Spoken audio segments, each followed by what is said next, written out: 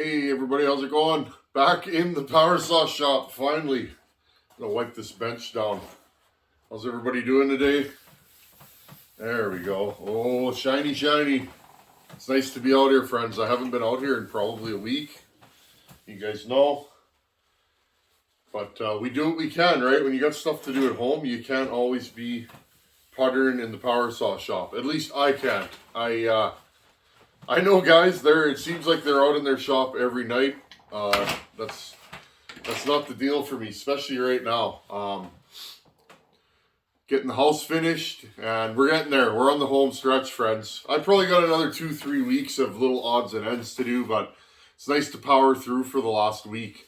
Got a couple loads of firewood, so I mean, I've been doing stuff. Haven't always been on camera, but I'm thinking of you guys. I'm glad you guys are back here. It is early in the morning. They're forecasting 38 or 39 Celsius. That's 105, something like that. 107 Fahrenheit.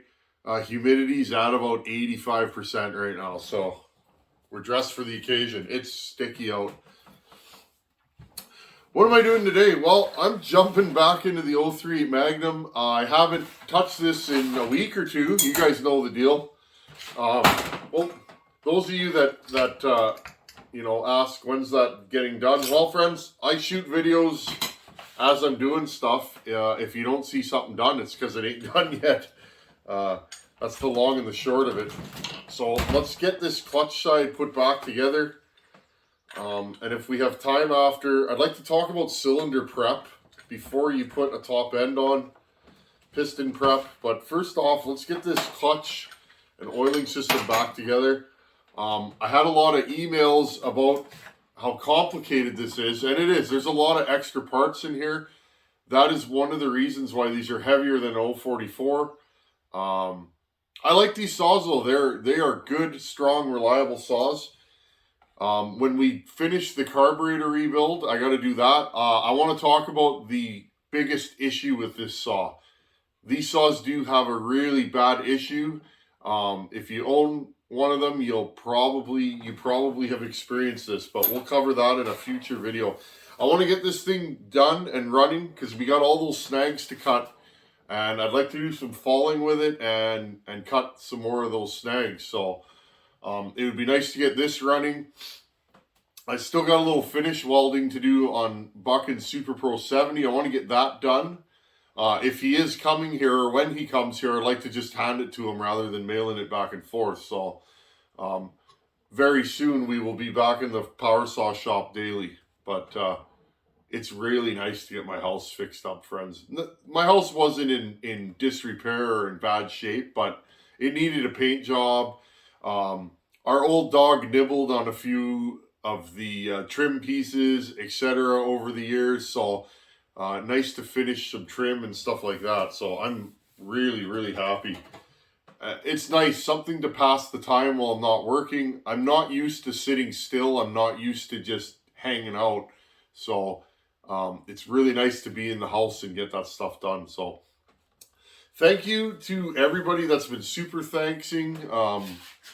Hitting that super thanks button. It really helps right now, friends. YouTube is my #1 deal right now. So Per Bergman's been jumping in and hitting that super thanks button. I appreciate it, buddy. Billy Block jumped in the other day. Joe Reynes, good fella, always on this channel. I believe he hit the button too. Thank you, Joey. I appreciate it. Anybody else that has super thanks lately, if I didn't see it, thank you. I'm still figuring out the interface with YouTube. I don't always see the super thanks. I wish they would put it in a separate folder and let me know, but the wanting sometimes is better than the getting. So, okay, so let's reassemble this. It's been a couple weeks, so who knows if I know how to put this thing back together. I can't always remember everything, but we'll give her a go. Still vehicle shopping, friends. Got a lot of emails about what vehicle to buy. A lot of people saying the 4Runner. Friends, I love me a 4Runner. I love the way it looks. But here's the thing. I was emailing back and forth with a fella. We drive almost all highway here. and 2-lane highway, friends. Okay, so 1 lane in either directions. It's a B road, I think you'd call it in the States. When you need to pass, you need power. Like giddy up, like that Tundra we drive. When I give it a little tow, you're hauling the mail and you pass. So a lot of our driving, you know, we drive a half an hour, 35 minutes one way to get to the city limits, and then, you know, and then we usually take the perimeter, which is a ring road around the city, and kind of enter the city that way. So 4Runners just they don't have enough power. We test drove a couple of them. They're really expensive too. They sure know what they want for their 4Runners, let me tell you. But after test driving one, I haven't driven a 4Runner since the 90s. It doesn't seem like they've changed them much. Nice vehicle. I understand why people buy them. But lack of power and fuel economy. Those things are hard on fuel for what they are. So, unfortunately. So, anyhow, friends. Looking at Jeep Grand Cherokees, I know there's mixed reviews on those. That's one of the last 4-wheel drive SUVs out there, unless you're talking a full size. And again, I would love a Suburban or a Tahoe, but too hard on fuel. So I think maybe we're going to get a Grand Cherokee, preferably without the air suspension. Those air suspensions on those have a lot of issues, I read. I've never experienced it, but in colder climates, they seem to have a lot of problems. So I'll keep you guys posted on that. Anyhow, let's see if we can put this clutch side back together. If it goes together quick, let's talk about cylinder prep and things of that nature. But I had a lot of people say, hey, I pulled mine apart a year ago, blah, blah, blah. I saw your video. I'd like to put my saw back together. So let's have a look at this. Okay, friends, here's your clutch side. Maybe I'll spin this upside down because it wants to lean that way. Let me see if I can get you guys kind of... I got this fancy... what model is this? What brand? Manfrotto. This is a Manfrotto tripod. Super, super nice. My wife's grandfather gave it to me when I started YouTubing. He's a good man. Definitely a good man. Farm boy, eh? Salt of the earth. But yeah, he gave me this Manfrotto tripod quite a few years ago, and it's been great. Okay, so these are a little bit different. They have an external or an internal clutch. Okay, covered. This is metal on these. It's one of the reasons why these saws are heavier. They have a drive gear. Okay. Look at this. Tell me this thing wasn't built to last. Okay. Double row clutch bearing. You don't see that on many saws. I'm sure there's a few that have a clutch bearing like that. Got your clutch. This clutch is a little hammered on, but we're going to use it. There's a dust cover here. Spur clip. Got a bunch of screws. One thing I'm going to do here, friends, is I'm replacing the sprocket. The one that's on the saw is quite worn. Which tells me maybe this saw has more miles on it than I thought it did. You can kind of tell, with sprocket wear. Okay, so this pinion gear or drive gear here goes into this, okay, into the oil pump, and that's what drives it, okay? Now, friends, I took this apart weeks ago. I can't remember 100%. So if those of you that are 038 experts, you can laugh at me because I don't know exactly how this thing goes back together. Okay, so we got this plastic drive gear right here.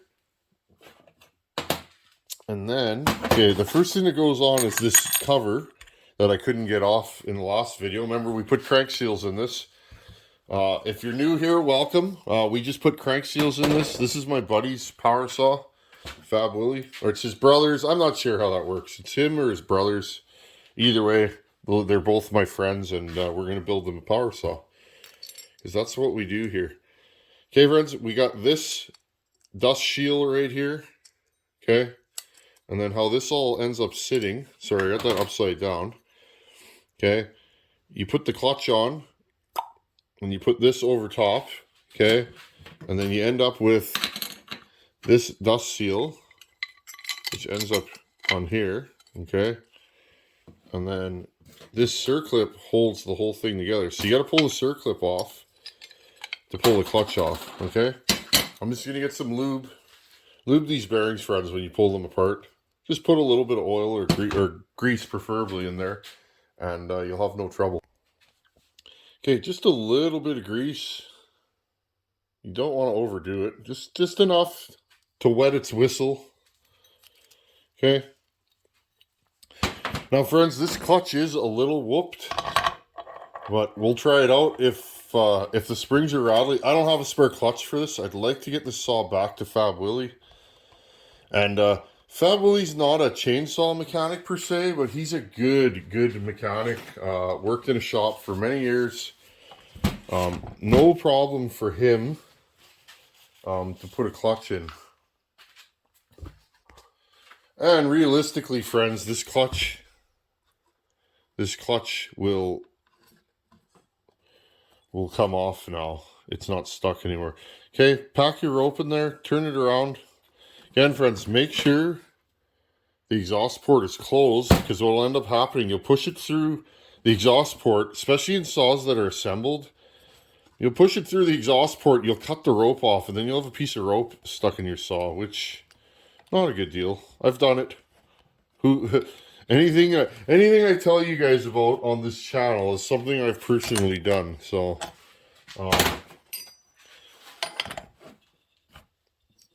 now when we fire this saw up, we'll put the chain brake on, put the throttle a couple times, and that'll tighten it.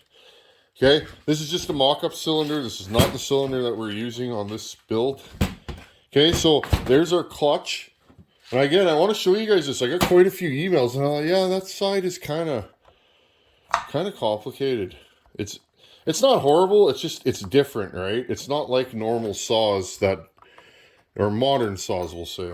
What's normal, right? If you run McCullough's, and McCullough's normal to you. Okay. Now, this drive gear, that looks like dirt in there, friends, but it's not. It's a rubber gasket. Okay. See how that works? And that spins the oiler. Very heavy duty design, but a lot of extra parts that they normally would not put in a modern saw, right? That's why these saws are heavier. These old saws, again, this is like a 1970s design. If you go back through the lineage, okay, of when this kind of design came out for Stihl, and 1970s, well, go back to the 60s, friends, and look what kind of saws they were running in the 60s. And that'll kind of give you your answer. They're not far removed from the big 30-pound power heads in that. So, weight wasn't a huge thing. They were still trying to figure out how to get power out of these things. Reliability, stuff like that. So, you know, and as they got newer, the designs, then that's when they started making the saws lighter and lighter and faster, and you guys know the deal. Okay, friends, and like I said, I'm not exactly sure. I don't work on these all the time. I did own one of these, but I didn't have to work on it. I forgot to put this in, this little thing here. Now, I scrubbed this saw as good as I could. I think somebody was running used motor oil in this saw, because it is dirty. And I thought I was missing a bolt, but I was not. I had to go through. I have a bin full of Stihl fasteners that I use. Anytime that I've bought a parts lot, there tends to be a lot of Stihl parts in there, like local. You know, I'll buy. You'll have a guy that was into saws 20 years ago sometimes, and you end up, you know, he's cleaning up shop or whatever, and he'll have, you know, boxes of parts for sale or saws that have been taken apart, and Stihl seem to be the most common here. So, I have a bin with all the different Stihl fasteners. So, but I actually found the bolt. It was on the floor. Story of my life. Okay, so put this side cover on. Tighten it down. This is where this saw is a little bit different because you have to partially disassemble the clutch to get the side cover off. Okay, and it's a metal side cover. It's not plastic like the newer saws. Again, they figured out that, you know, they didn't have to make everything so heavy duty. Now, what makes me think this saw has no time on it, look at this, friends. Look at the paint on this. Okay, the fact that there's paint on this tells you something. Okay, so this is a dust cover right here, okay, and it lines up with that. When you take this C-clamp, I can't wait to hear this saw run. I have always wanted to port one of these. This is just for fun, right? This saw has been sitting on a shelf for long time, right? So that's what I tend to do, friends. This shop will probably never be high production. That will take the fun out of it.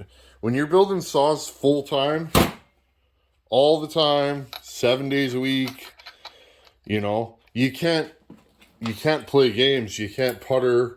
You can't pull a saw off the shelf and be like, I wonder if this would work if I did this to it, you know? And nothing wrong with that. I mean, guys that port all day, every day, that's hard too, right?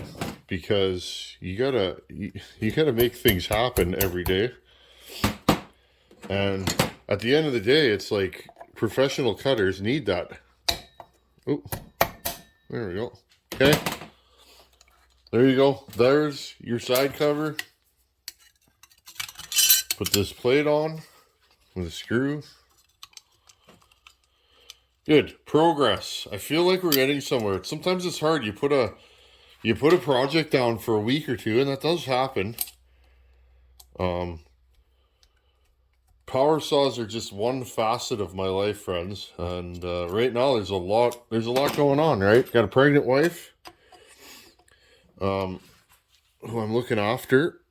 Big yard, grass to cut, doing rentals on the house. But yeah, what I was getting at, friends, is I like to build saws for people that, you know and I like, and it helps, right? If you're getting firewood and you got a faster saw. I mean, you guys watch those videos I shot last week. I need to go back there. We'll be getting some more video, but you guys watched those videos I shot last week, and it's like, you know, look how much wood you can cut in half a tank of fuel with a ported saw. It's ridiculous. You're cutting a truckload. So you guys go. I'm flopping today. I'm just really excited to hang out with you guys. Okay.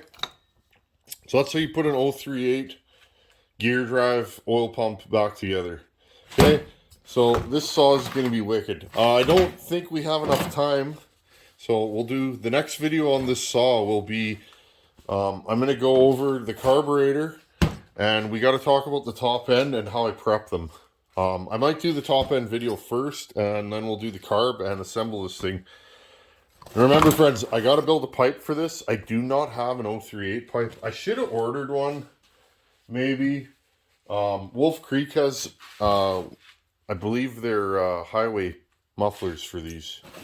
I should have ordered one. Maybe I'll give Ryan a call and order one. Because this saw is going to be run probably in provincial forest, which means a pipe ski is not probably the right way to go, as much as it hurts to say that. We'll think on that. Okay, friends, I hope that helps some of you out. I've been getting a lot of emails about this chassis saw. These are nice saws. They are a little heavy, but my buddy has two of these stock. He's a professional cutter. He bought two of these that are probably in better shape than this one. And he had a guy run through them and clean them up, and he couldn't believe how well they pull a long bar. They're not the fastest saw, but they're very grunty. So definitely better power than a 272. That's why I made that video. 272 is zippier. For softwood, say a 272 would be better, but in hardwood or large wood, these 038s, they'll beat up on a 272 every time. That's been my experience. Anyhow, friends, we'll keep trucking along on this.